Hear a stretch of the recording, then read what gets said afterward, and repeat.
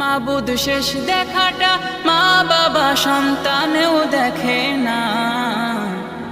এমন মরণ মাওলা তুমি কাউকে দিও না, এমন মরণ মাওলা তুমি কাউকে দিও না।